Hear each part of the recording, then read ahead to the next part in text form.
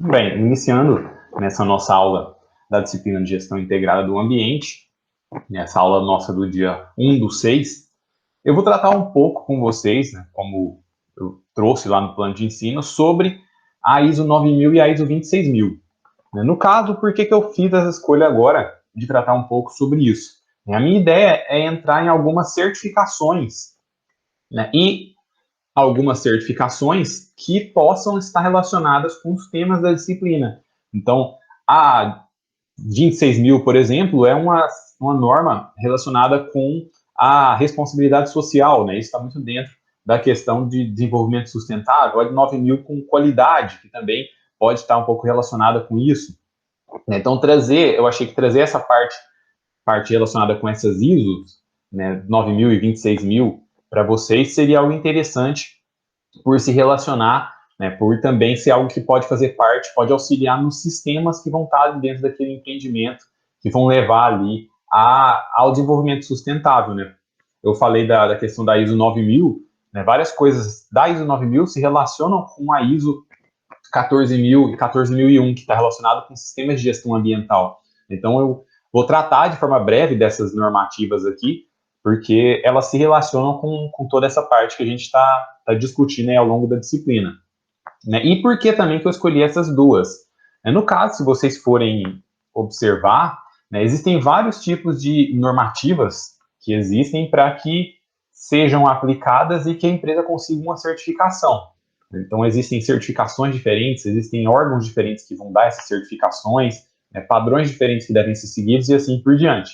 Eu escolhi falar da ISO, né, e da ISO 9000, 26000 e das 14040, 14000, que eu vou falar posteriormente, porque é uma das mais conhecidas, né? A gente está bem acostumado a ouvir falar disso, né? Dessa ISO 9000, por exemplo. Então, eu achei que selecionar isso para exemplificar também, né, normas que vão trazer ou não certificação, seria algo interessante para agregar aí nessa parte teórica da disciplina. Né? Então, fazendo uma introdução sobre o que é a ISO, né, é uma organização ali internacional para padronização. Né? Esse nome ISO, né, foi até uma padronização também, né, em virtude dos diversos acrônimos diferentes que poderiam existir em diversas línguas, né, se deu esse nome de ISO para que existisse essa padronização no nome da instituição. E é uma instituição não governamental, né, foi fundada oficialmente em 47, sendo que no ano anterior, né, houve uma reunião ali com vários profissionais, né, em grande parte deles ali relacionados com parte de engenharia, né, eles se encontraram no Instituto de Engenharia, e eles decidiram, né, tentar criar normas para organizar, né? Então, normas que facilitassem ali a coordenação, a padronização dos padrões industriais, né, para que facilitasse até o intercâmbio que poderia haver entre os países, por exemplo, de peças, de maquinários e assim por diante. Né? E no Brasil, a ABNT é um membro da ISO. Né? Então, se vocês, no geral, quando vocês encontram uma norma da ISO aqui no Brasil, traduzida e tal, ela está relacionada com a ABNT, né, Associação Brasileira de Normas Técnicas, né, a ABNT, que vocês estão acostumados, por exemplo, quando vão fazer trabalhos acadêmicos, né, seguindo as normas da ABNT, estaria seguindo uma normativa ali que padroniza o seu trabalho para que ele seja, né, ele siga aquele padrão e possa ser, e todo mundo possa seguir aquele padrão, né, para que não fique aqueles trabalhos igual do colégio, né, fazendo, por exemplo, com a capa desenhada, com caneta colorida e assim por diante. Né? Então, serve para padronizar, para unificar os padrões ali de várias coisas. E as normas vão fornecer especificações para produtos, serviços, sistemas, tem ideia aí de garantir qualidade, segurança, eficiência, né? Então, acaba que as normas vão ter objetivos diferentes, né? Objetivos diversificados. Né? Mas isso de forma geral, né, elas vão tentar trazer sempre isso, né? A questão de qualidade, segurança, eficiência no projeto, nos sistemas e assim por diante. Né? Tentam facilitar também, né? Elas vêm para tentar facilitar o comércio internacional, como eu disse, ainda mais nos dias de hoje, né, em virtude da grande troca que existe ali de materiais, de maquinários entre os países, né? Então, ter essas normas que vão patronizar determinados equipamentos, por exemplo, isso facilita essas trocas internacionais, né? Facilita esse comércio internacional.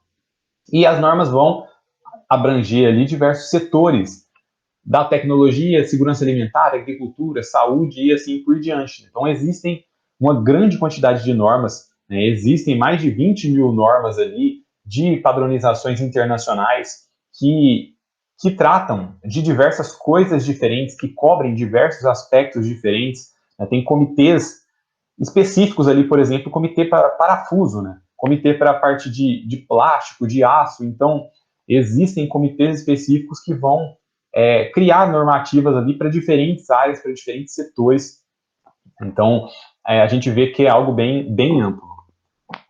E vão existir diferentes tipos de normas, né? Aqui, só para exemplificar também, existem normas mais voltadas para a qualidade geral, né? O exemplo, a ISO 9000, né, que vai tratar dos sistemas de gestão de qualidade, seria uma norma voltada para isso. Qualidade em setores específicos, né? O exemplo que eu trouxe aí, essa 16.949, que ela é relacionada com o setor automobilístico, então, de qualidade voltado para isso. De produtos e laboratórios, né? Aqui eu trouxe de exemplo aí, ó, 9126, que ela é relacionada com normas para avaliar produtos laboratoriais. Então, vão existir diferentes tipos de normas de acordo que vão, né, levar em consideração coisas diferentes. As normas também não vão ser imutáveis, porque o que acontece? Elas são revisadas de ano a ano, né? Tem sempre um período ali que passa, né? Não de ano a ano, né? Tem um período que passa e aí elas são revisadas e isso acaba, algumas vezes, até mudando características das normativas, né? Elas podem acabar mudando um pouco o seu foco, mudando as formas com que ela propunha determinadas coisas. Então, essa revisão é até importante para que a norma possa se adequar ao momento atual que existe ali do mercado, por exemplo. Então, um exemplo disso, ó, a norma 14.001, sendo que essa 14.001 é relacionada com sistemas de gestão ambiental, uma atualização dela recente foi a de 2015, né? Tinha de 2004, tem a de 2015. Se eu não me engano, tem mais uma atualização mais recente ainda que a de 2018, dessa ISO 14001. Então, elas são sempre, elas vão sendo revisadas para que elas possam melhorar, né, e para que elas possam manter também a sua qualidade, né? E são publicadas muitas vezes as chamadas de séries ISO. Então, que vão ter um escopo específico e vão avaliar um determinado aspecto do processo. Um exemplo disso, existe a série ISO 14000. Então, dentro dessa série ISO 14000, vão existir as ISO 14000, 14001, 14010, e 11, 12, 14040, que vão ser voltadas para a questão ambiental. Então, essas ISO voltadas para essa série ISO 14000 seriam disso, né? O exemplo das 9000 estão relacionadas com qualidade. Então, aí tem a 9000, 9001 e assim por diante. Então, existem essas publicações também, né, elas vão ter ali, né, uma organização que vai levar um pouco em consideração isso também.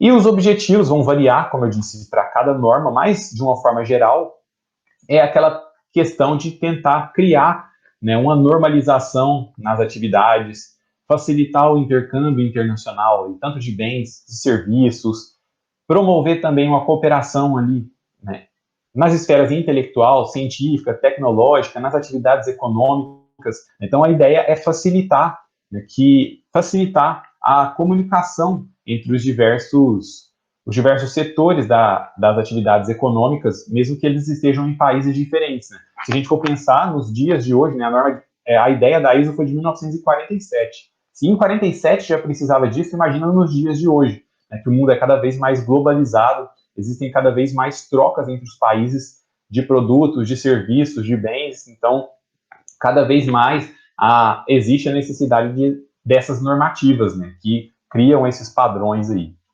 E voltando a falar aí da primeira ISO que eu selecionei, é essa ISO 26000, para tratar com vocês, que ela fala sobre responsabilidade social das empresas, né? E essa ISO tem uma coisa diferente já. Ela não é uma ISO passível de certificação, né? Ela traz, mais específico ali, algumas orientações sobre o que os empreendimentos podem fazer para que eles contribuam e sejam responsáveis socialmente, né?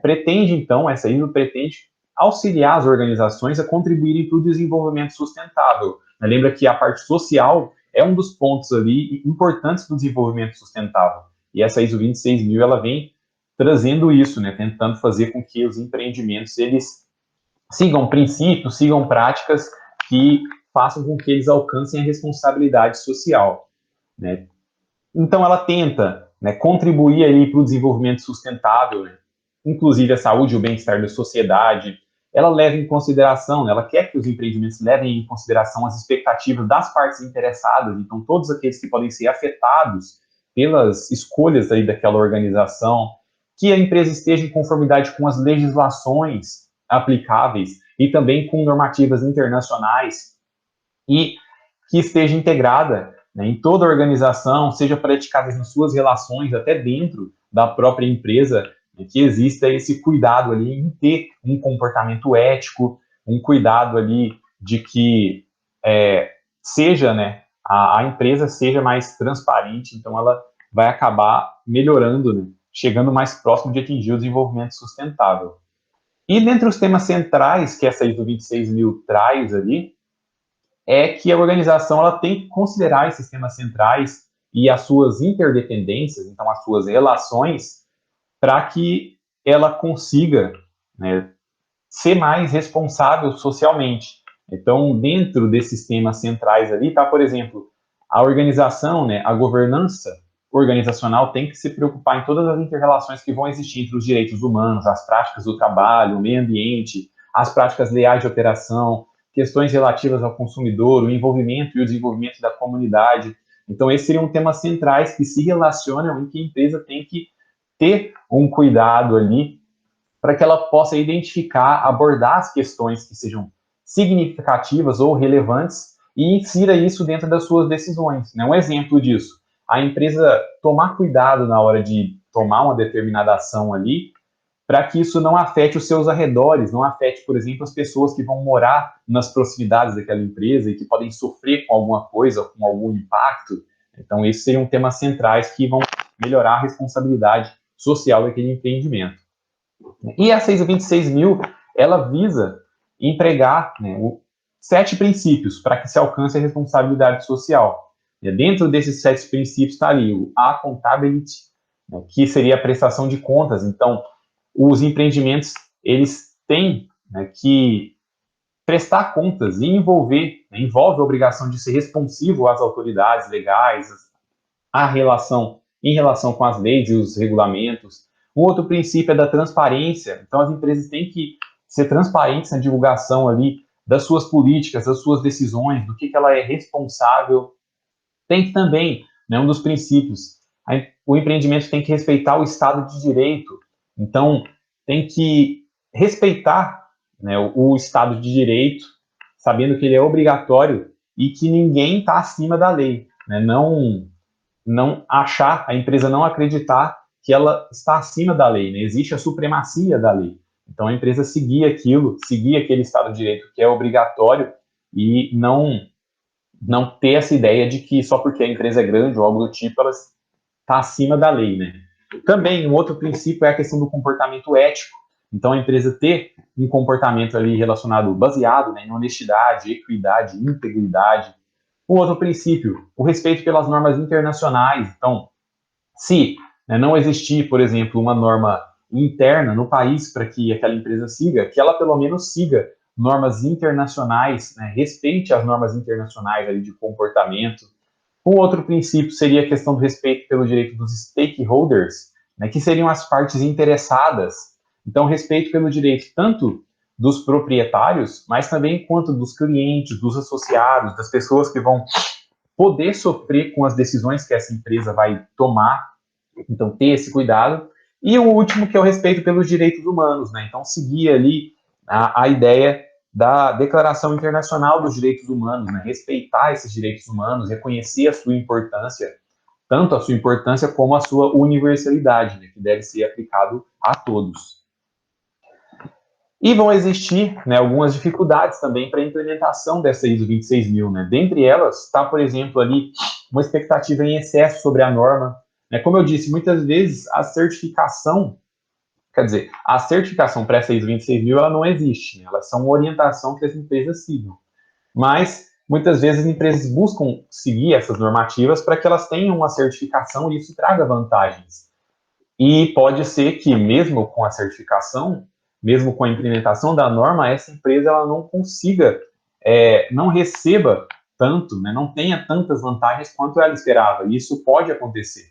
Então, isso é uma das barreiras à implementação, né? Esperar demais da norma, esperar demais que a sua posição vai melhorar, né? Isso não necessariamente vai acontecer. Também seguir tendências de certificação, né? As outras empresas estão fazendo, a minha também vai fazer. Isso também é algo que pode acabar sendo uma barreira à implementação, porque ao seguir essas tendências de certificação, a empresa não está mostrando que ela quer aquilo de verdade, né? Ela está fazendo simplesmente porque isso é uma tendência do mercado. E isso pode acabar dificultando ali, até dentro da própria empresa, dependendo como é a cultura organizacional dela, acaba dificultando a implementação daquela normativa, né? A 26.000 é um exemplo, mas isso serve para todas as outras. Outras barreiras seriam, por exemplo, também organizacionais, né? A dificuldade ali, a falta de conhecimento, a falta de consciência tanto da governança, né? Tanto das hierarquias mais altas, quanto dos outros funcionários que podem estar ali relacionados com isso, a falta de recursos, tanto humanos quanto financeiros, então a falta de pessoas que saibam, que entendam como funciona aquela norma e como aplicá-la. Então isso é uma dificuldade também na maioria das normas, né? Não só nessa. E as questões financeiras, então, muitas vezes nem se fala.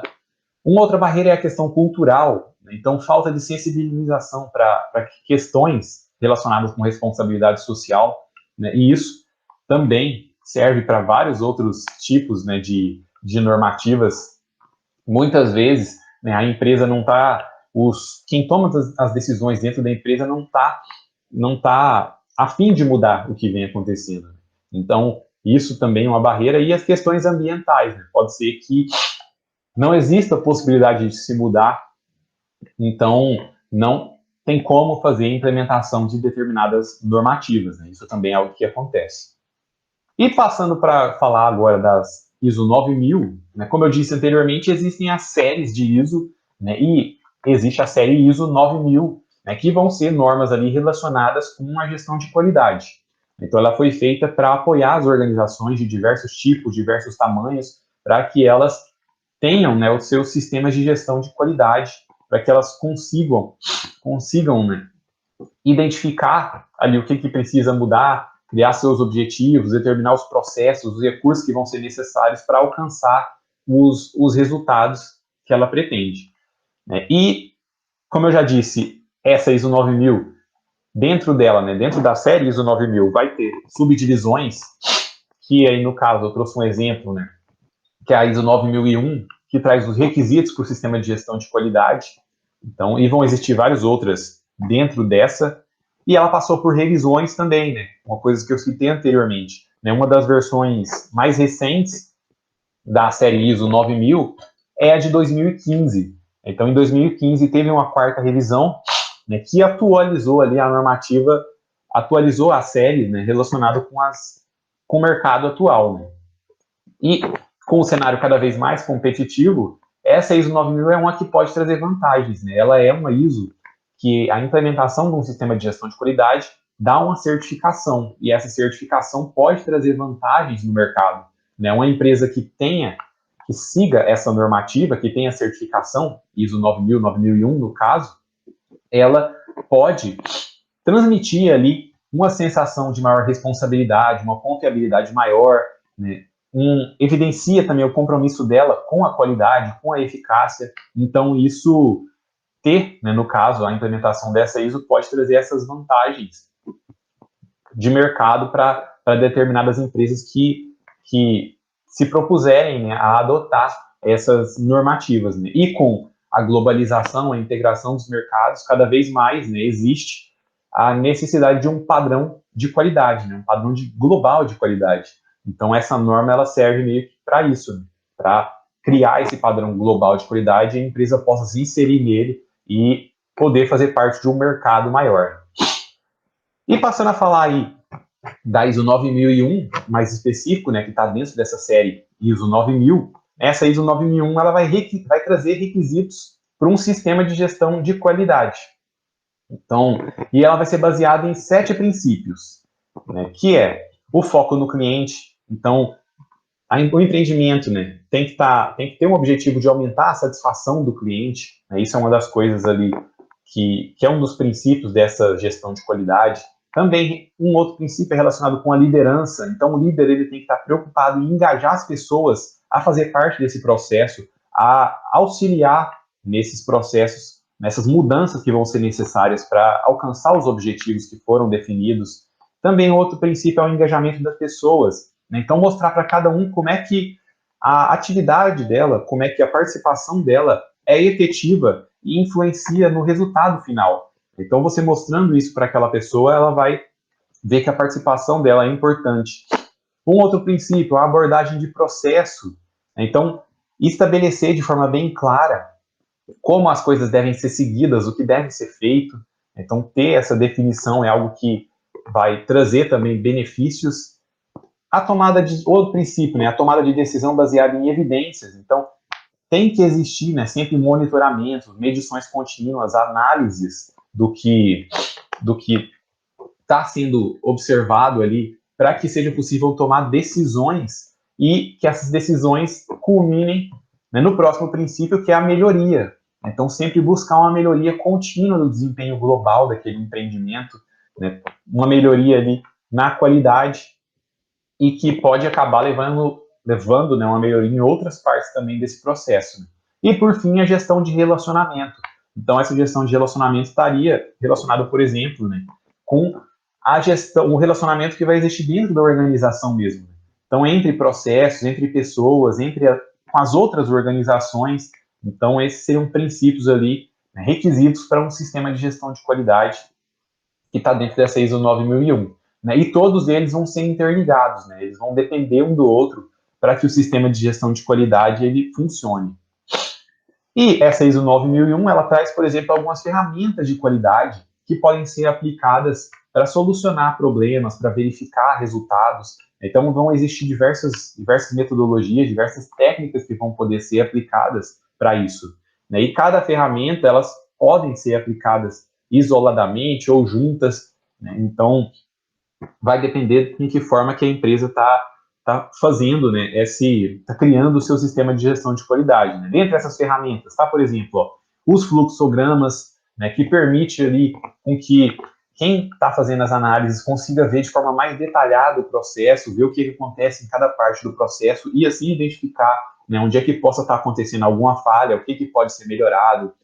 Uma outra ferramenta, as folhas de verificação, né? Então, quadros, tabelas, planilhas que vão fornecer também dados ali para serem analisados. Então, você coleta aqueles dados de forma rápida, coloca nessa folha de verificação e, a partir daquilo, você consegue fazer uma análise do que está acontecendo naquele processo produtivo. Né? Isso é uma outra ferramenta de qualidade. Uma outra é o diagrama de Ishikawa, né? Ou diagrama de causa e efeito. Talvez vocês já ouviram falar desse também, né? Uma forma de você visualizar os problemas e tentar estabelecer, né, uma relação entre causa e efeito para que você consiga identificar ele e trazer uma solução, né? Porque a ideia não é só você ver os problemas, é também trazer soluções. Né? E um outro exemplo de uma ferramenta de qualidade seriam os histogramas, né? Então, esse gráfico de barras ali que permite você visualizar, por exemplo, a frequência de quando ocorre falhas no processo, para que você possa também, né, tentar identificar o porquê isso está acontecendo, qual é a frequência daquilo. Então, isso seriam formas, né, seriam metodologias técnicas que servem, né, para você melhorar a qualidade do seu sistema, né, da sua produção, do seu empreendimento. E quais seriam vantagens, por exemplo, da aplicação dessa ISO 9001, de obter uma certificação relacionada com a normativa? Como eu já disse anteriormente, a empresa que tem essa certificação, ela consegue transmitir mais qualidade, ela transmite uma ideia de mais confiança, de mais segurança. Então, isso é algo que uma empresa que tem uma certificação, né, que segue uma normativa, ela acaba transmitindo para o mercado e para quem vai adquirir aqueles produtos, produz ali uma estabilidade, né, um crescimento, um aumento na participação do mercado, retorno do investimento. Né, como a empresa vai transmitir isso, ela também, né, vai acabar tendo uma melhoria, no caso, do seu status no mercado. E isso vai trazer, né, um aumento na sua participação, pode trazer um crescimento, então vai acabar se tornando uma empresa mais estável. Pode garantir uma maior satisfação dos clientes, né? Lembra que um dos princípios seria isso, o foco no cliente. Pode reduzir custos. Então, vamos supor, você faz um diagrama de causas e efeitos e identifica um momento lá que está sendo desperdiçado um determinado resíduo, uma determinada matéria-prima. Então, você consegue mexer com isso, consegue adequar esse processo. Pode facilitar também a exportação, né, já que vai estar seguindo exigências internacionais. Pode facilitar também linhas de crédito, dependendo qual for a linha de crédito, pode ser que seja exigido, né, no caso, algumas certificações. Então, vão ser inúmeras vantagens que a aplicação de normativas, né, que vão dar certificações podem trazer. E quais são as dificuldades? Entre elas, né? Então, por exemplo, o tempo para desenvolver o sistema e o custo para manter ele pode ser muito alto, né? Há a presença de inflexibilidade, resistência a mudanças. Então, dentro da própria organização, pode dificultar essa implantação, mas fora também podem existir outras coisas que dificultem, como a burocracia que vai existir e que pode barrar o processo. Então, isso é algo que também dificulta a implantação de uma normativa, como a 9001. E outra coisa, né, outro ponto que pode dificultar seria, por exemplo, que vai ser difícil você conseguir manter, criar o entusiasmo de quem vai estar participando daquilo. Né? E principalmente se a cultura daquele empreendimento, daquela empresa, ela não for voltada para isso, né, para essas questões. Então, você conseguir manter as pessoas ligadas àquilo e fazendo parte daquilo também pode ser algo que dificulte a implementação, dificulte até com que aquele sistema que foi criado ele se mantenha por um longo período. Então, isso são exemplos de algumas dificuldades, né? Se vocês verem, a maioria das vantagens e dificuldades acabam que são bem similares entre as diversas normativas que vão acabar existindo, né? Bom, então essa é a parte relacionada com a teoria. Né? Eu vou passar agora a falar um pouco sobre a parte do roteiro de atividade.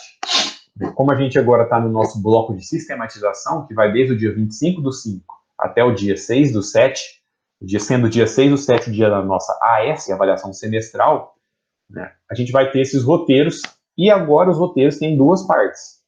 Né? Então, uma parte importante aqui, uma mudança importante.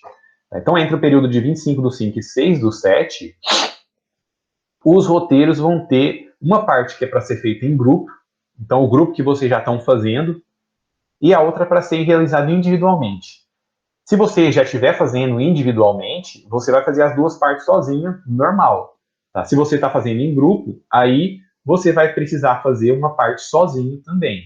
Tá? Então, não deixem de fazer isso. Para que aquele roteiro valha, lá na entrega final, lá na AS, ele precisa ter as duas partes. A parte que o grupo fez e a parte que você fez individualmente. Ok? Então, isso precisa estar feito ali, essas duas partes, para que seja possível estar valendo a nota que vai ter, né, lá no final, lá na AS. Então, tem essas duas partes. A primeira parte, que é a parte em grupo.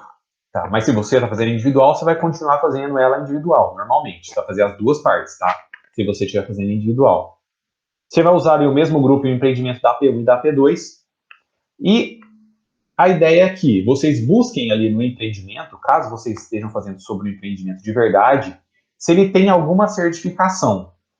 De preferência que se relacione com o que a gente já discutiu, que seja alguma certificação da parte de, por exemplo, de ergonomia, da parte de qualidade ambiental, alguma certificação. Se não tiver nessas áreas, tudo bem.